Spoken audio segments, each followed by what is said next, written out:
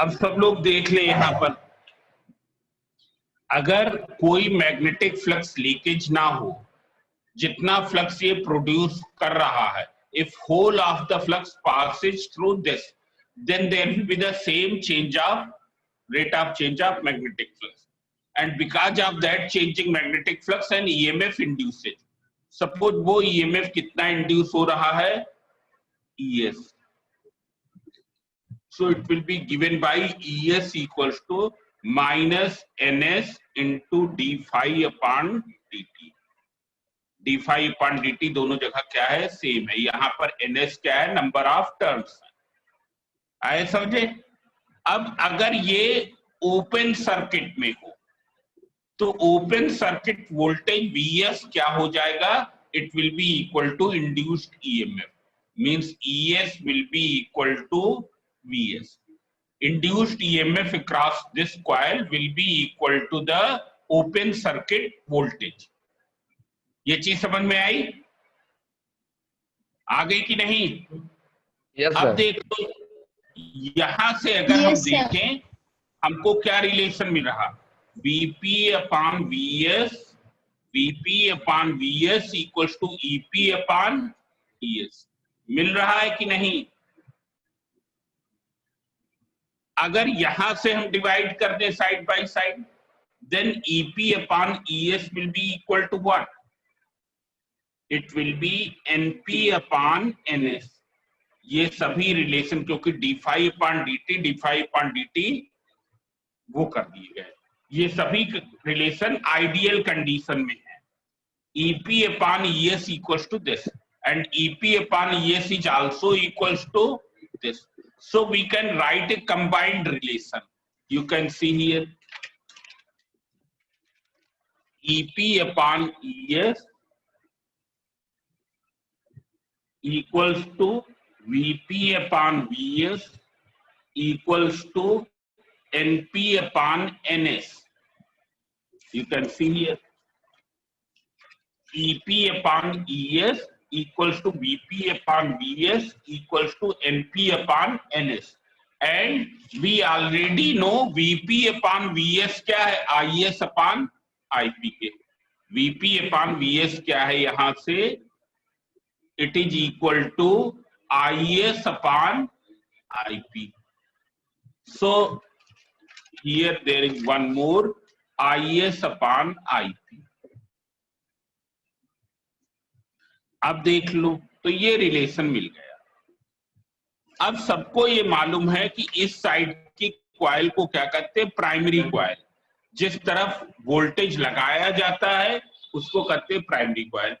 Now the coil which is in the other side, that is known as secondary coil. That is known as secondary coil. उस coil को क्या कहते हैं, secondary coil. अब अगर कहीं कुछ ऐसा हो कि ये वोल्टेज, ये डिवाइस ऐसी हो that Vs is greater than Vp, Vs is greater than Vp. Now see here case 1, Vs is greater than Vp. Then this transformer is known as step up transformer. Then transformer works as step up transformer. And why we call it as step up transformer? Because input voltage is applied across primary coil, output is obtained across secondary. Input हम यहां लगाएंगे, output हमको यहां मिलेगा। आए समझे?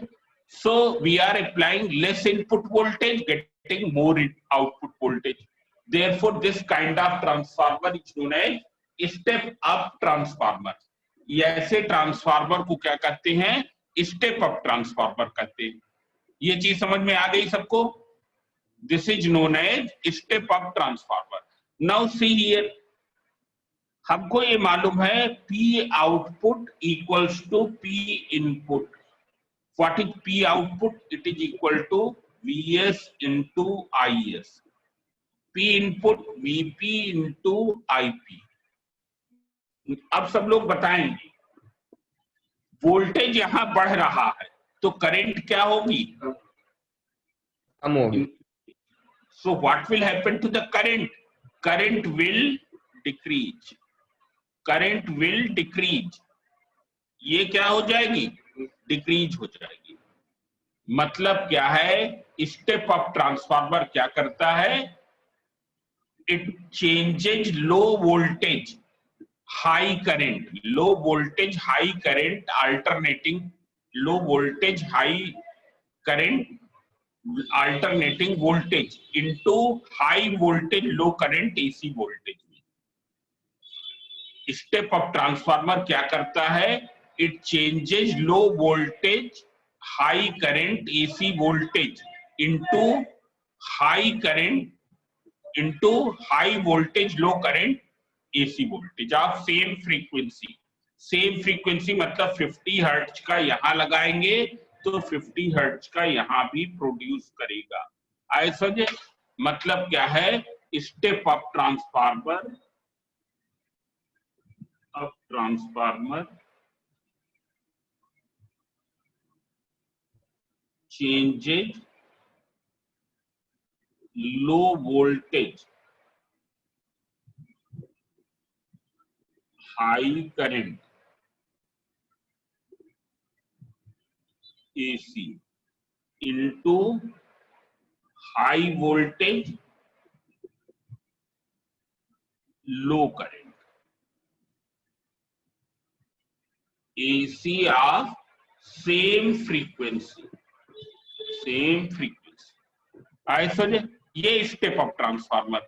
अब देख लो स्टेप अप ट्रांसफार्मर की और कैरेक्टरिस्टिक्स क्या है, सो देख लो, हमको इस रिलेशन को ध्यान में देना है, Vp upon Vs equals to Np upon Ns is equal to Is upon Ip, Is upon Ip। ये रिलेशन हमको क्या करना है, ध्यान देना है। आए समझे, अब फॉर स्टेप अप ट्रांसफार्मर एक टर्म और बता दें, एक टर्म होता है turns ratio, turns ratio of transformer. ये टर्न्स रेशियो किसके बराबर होता है, it is equal to Ns upon Np, Ns upon Np। अब देख लो स्टेप अप ट्रांसफार्मर में क्या है, transformer Vs is more than Vp, Vs क्या है, Vp से अधिक है। Vs is more than Vp means what, Vs upon Vp is greater than 1। हो गया कि नहीं, Vs upon Vp is greater than 1, so Vs upon Vp किसके बराबर है, Ns upon Np, so Ns upon Np will be greater than 1, means Ns will be greater than Np। Means क्या है, in step up transformer there are more turns in secondary than in primary, more turns in secondary than in primary. It is clear. Now you can see here one more thing, Vs upon Vp equals to Ip upon Is, so Ip upon Is is greater than 1, मतलब क्या हो जाएगा, Ip will be greater than Is, Ip Is से क्या होगा, greater होगा। अब primary में अधिक करंट है, मतलब प्राइमरी का रेजिस्टेंस क्या होगा, resistance of primary coil will be less than resistance of secondary coil। दोनों कॉइल किसकी बनी है, कॉपर की, तो इसका रेजिस्टेंस क्या है, लेस है, मतलब primary coil will B thicker and here it will B thinner, it will B thinner, primary coil will B thicker and this will be, secondary coil will B thinner. एक और चीज है, high voltage हमको कहां पर मिल रहा है, secondary पर, so secondary coil will be more heavily insulated, more heavily insulated मतलब उसमें थिक इंसुलेशन होगा. As Vs is greater than Vp, therefore secondary coil is more heavily insulated than primary coil. वो प्राइमरी कॉइल के comparison में अधिक heavily insulate की जाएगी. मतलब अगर हम स्टेप अप ट्रांसफार्मर में देखें तो स्टेप अप ट्रांसफार्मर का टर्न्स रेशियो कितना होगा बताओ. Turns ratio NS is more, NP is less, therefore it will be greater than 1. In step up transformer there will be more turns in secondary than in primary. Primary will be thicker, secondary will be thinner. हरदम ये दिमाग में रखेंगे, जिधर turns अधिक होंगी वो thin होगी, जिधर टर्न्स कम होंगे वो थिक होगा. जिस साइड में टर्न्स की नंबर अधिक होगी वो थिन होगी, और जिधर क्या होगा टर्न्स के नंबर कम होंगे वो थिक होगा. So primary will be thicker, secondary will be thinner. It's clear? Secondary will be more heavily insulated than the primary. ये चीज है. अब अगर हम इसका डायग्राम बनाएं, symbolic diagram step up transformer का, तो देख लो कैसे हम सिंबॉलिक डायग्राम बनाएंगे. पहले तो हम वो बना दें एक्चुअल डायग्राम. अगर बनाए तो एक्चुअल डायग्राम ये है.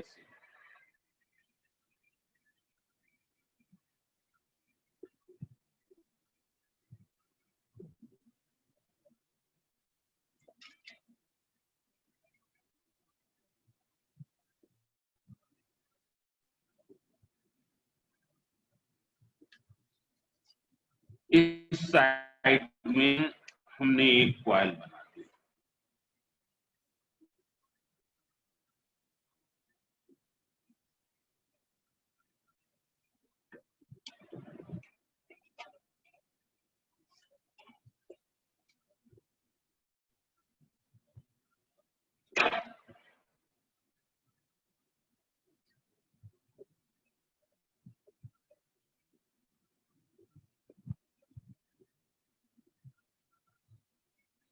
इधर हम इनपुट लगा रहे हैं, इधर आउटपुट.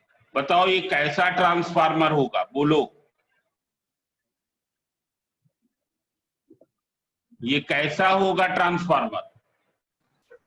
ये स्टेप अप होगा क्योंकि इधर लेस टर्न्स है और थिकर है ना. तो ये क्या हो जाएगा, ये स्टेप अप ट्रांसफार्मर हो जाएगा.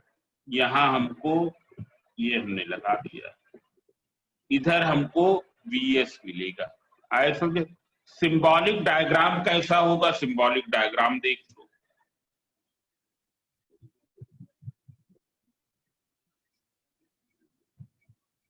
ये जो 3 लाइंस होती हैं जो यहां ड्रा कर देते हैं, ये रिप्रेजेंट करती हैं सॉफ्ट आयरन कोर को, और इस साइड में क्या होगा तुम्हारा सेकेंडरी कॉइल.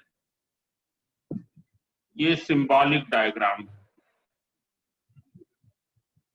यहां पर Vp लगाया जाता है, तो यहां पर Vs मिलेगा. आए समझे? ये स्टेप अप का हो गया. ये चीज समझ में आई? बोलो. अब देखो step down. Step down transformer में क्या होगा, उल्टा है ट्रांसफार्मर. it changes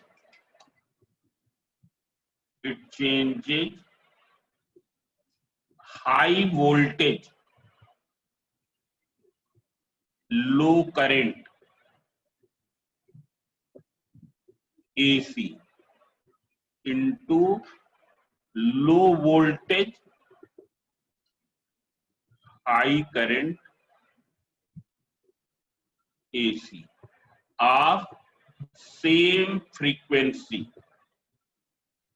यहां पर टर्न्स रेशियो क्या होगा, सब कुछ उल्टा होगा उसका, less than 1. I suggest NS will be less than NP. I suggest this is less, therefore it will be thick. secondary coil is thicker than primary coil. Primary coil will be more heavily insulated. क्यों? क्योंकि high voltage primary पर लग रहा, will be more heavily insulated. ऐसा जो अगर हम diagram बनाएंगे तो कुछ ऐसे होगा।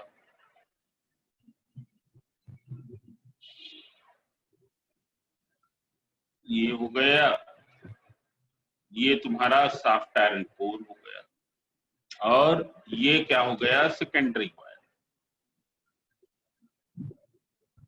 Here it is VP and it is VS. I forget ये। अब इसके बाद what are the factors which causes the loss of energy in the transformer? तो एक तो क्या होता है? Magnetic flux leakage. हम ऐसे कुछ भी बनाए, ये क्या होगा? डेफिनेटली कुछ ना कुछ फ्लक्स बाहर जाएगा, जो कि या तो ऐसे पास हो जाएगा, या क्या होगा? इस तरीके से पास होगा, वो लीक हो जाएगा। तो इसलिए अब ट्रांसफार्मर कैसे बनाए जाते हैं? एक कॉमन कोर के ऊपर, ये एक कोर है, इसके ऊपर पहले क्या कर दिया गया है? प्राइमरी कॉइल की वाइंडिंग कर दी गई है, और फिर क्या है? यहां पर सेंट्रल पोर्शन में सेकेंडरी कॉइल वाइंड कर दिया गया। तो प्राइमरी जितना भी प्रोड्यूस करेगा सेकेंडरी से पास ही होगा, इसमें मैग्नेटिक फ्लक्स लीकेज होगी ही नहीं। प्राइमरी जितना भी प्रोड्यूस करेगा सेकेंडरी से पास होगा। तो पहला फैक्टर तो क्या है? Magnetic flux leakage. आई समझे? It is not necessary that whole of the magnetic flux produced by the primary coil is passing through the secondary. आए समझे? और उस केस में अगर ये ऐसा नहीं हो रहा, ऐसा हो रहा है, whole of the magnetic flux produced by secondary, primary is not passing through secondary, then output power will become less and input power will be more. आए समझे? ये होगा। दूसरा क्या है? एक लॉस है copper loss. Copper loss, because of the resistance of these coils, there will be some loss of energy. Loss of energy होगा because of the resistance of primary and secondary coil. Third क्या होगा? क्योंकि laminated soft iron core use कर रहे हैं, which is placed in the changing magnetic field. ये laminated soft iron core कहाँ रखी है? एक changing magnetic field region में रखी है. So there will be the formation of eddy currents. आए समझे? So because of that formation of eddy current, there will be some loss of energy. And fourth loss is, since it is subjected to this soft iron core, is subjected to repeated cycles of magnetization and demagnetization. क्योंकि magnetic flux क्या हो रहा है? Very कर रहा है। So क्या हो जाएगा? It is subjected to repeated cycles of magnetization and demagnetization. Therefore, there will be some loss of energy due to hysteresis loss. मतलब एक तो copper loss due to resistance, eddy current loss due to the soft iron core, hysteresis loss because of the changing magnetic field, and fourth is the flux loss. तो ये चार factors हैं, तुम लोग अपनी बुक में इसको देख लोगे। यहाँ पर एनर्जी लॉसेस इन ट्रांसफार्मर बड़ा इंपॉर्टेंट है, इसको पढ़ लेना। आ गया समझ में? सर हाँ हाँ सर, सुपर कंडक्टर भी तो यूज कर सकते थे सर। ना, सुपर कंडक्टर एक अलग चीज है। ये ट्रांसफार्मर वोल्टेज को इंक्रीज या डिक्रीज कर रहा, सुपर कंडक्टर एक अलग चीज है। सर वो रेजिस्टेंस को मिनिमाइज तो कर देता। कहाँ? जब सुपर कंडक्टर यूज करेंगे तो रेजिस्टेंस कैसे यूज करते बताओ? सर वाइंडिंग्स में, sir resistance of the windings में। हैं? सर वाइंडिंग्स में, मतलब जो ये वाइंडिंग्स में ना। अब सुपर कंडक्टर तुमने पढ़ा है, किस टेम्परेचर पर मिलता है मालूम है? 4 degree Celsius. 4 degree kelvin, 4 kelvin, और 4 केल्विन कितना होता है? -269 डिग्री सेल्सियस। अब ये टेम्परेचर तो हम अचीव ही नहीं कर सकते ना, तो सुपर कंडक्टर्स क्या है, अभी पॉसिबल नहीं है रूम टेम्परेचर पर। तो यूटिलिटी तुम पढ़ सकते हो इसको। तो ये चैप्टर लगभग खत्म हो गया ना। अब इसके जितने भी ये सब न्यूमेरिकल्स हैं, जितने भी हैं, जो चाहे सॉल्व हो या अनसॉल्व हो, सब करना है, तभी तुमको आगे समझ में आ पाएगा ना। ये चीज समझ में आ गई। अब इसके बाद हम शुरू करेंगे ऑप्टिक्स, हम सोचते हैं शुरू करेंगे। सब तुम लोगों को बता दे रहे हैं अभी।